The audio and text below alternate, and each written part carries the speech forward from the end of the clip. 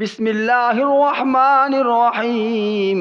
حضور اکرم سید الکونین صلی اللہ علیہ وسلم سے نماز میں ہاتھ باندھنے کی 3 طرح کی روایات موجود ہیں، 3 طریقوں کا ذکر موجود ہے۔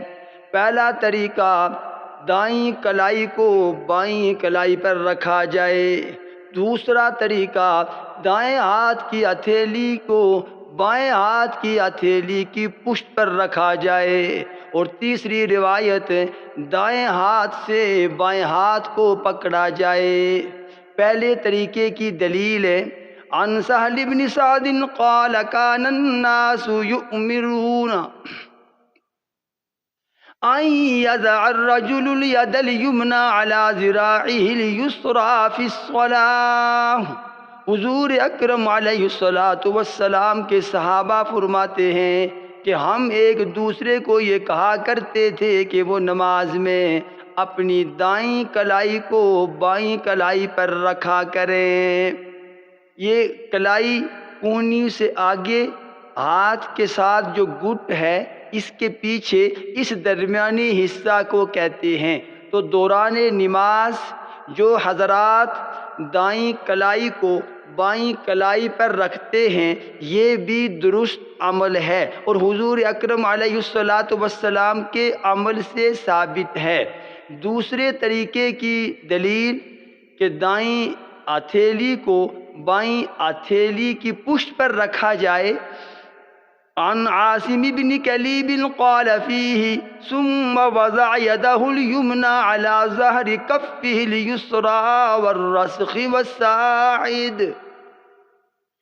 حضور اکرم علیہ السلام کے بارے میں صحابی رسول فرماتے ہیں کہ آپ نماز میں اپنے دائیں ہاتھ کی ہتھیلی کو بائیں ہاتھ کی ہتھیلی کی پشت پر یوں رکھا کرتے تھے کہ آپ کی ہتھیلی کا کچھ حصہ بائیں ہاتھ کی ہتھیلی کی پشت پر ہوتا، کچھ گھٹ پر ہوتا، کچھ کلائی پر ہوتا۔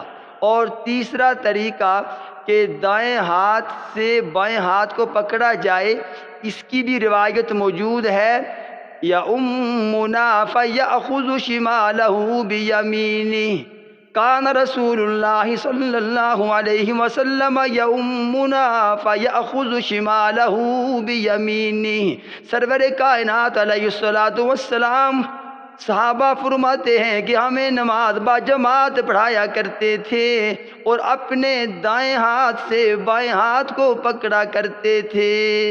یہ 3 طریقے ثابت ہیں، تینوں مسنون ہیں، لیکن سب سے بہتر کہہ لیں یا جس میں یہ تینوں چیزیں آ جاتی ہیں وہ طریقہ یہ ہے کہ دائیں ہاتھ کی ہتھیلی کو بائیں ہاتھ کی ہتھیلی کی پشت پر رکھا جائے، چھنگلی اور انگوٹھے سے ہلکا بنا کر گٹ کو پکڑ لیا جائے اور 3 انگلیاں کلائی پر موجود ہوں، تو یہ کلائی بھی آ گئی، گٹ بھی آ گئی اور ہاتھ کو ہاتھ سے پکڑنا بھی آ گیا۔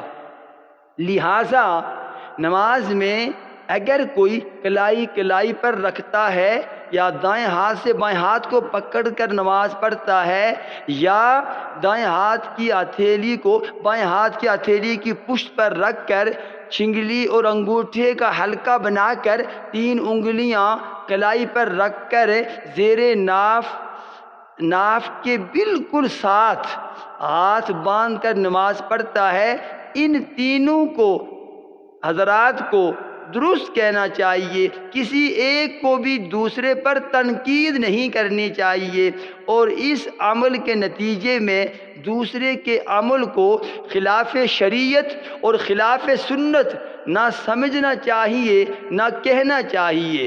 اصل میں ہم اکثر احکام سے واقف نہیں ہوتے، اس کی وجہ سے ہم تنقیدی جائزہ لیتے ہیں اور تنقید برائے تعمیر نہیں بلکہ تنقید برائے تخریب کرتے ہیں، جس سے انتشار اور اختلاف پیدا ہوتا ہے۔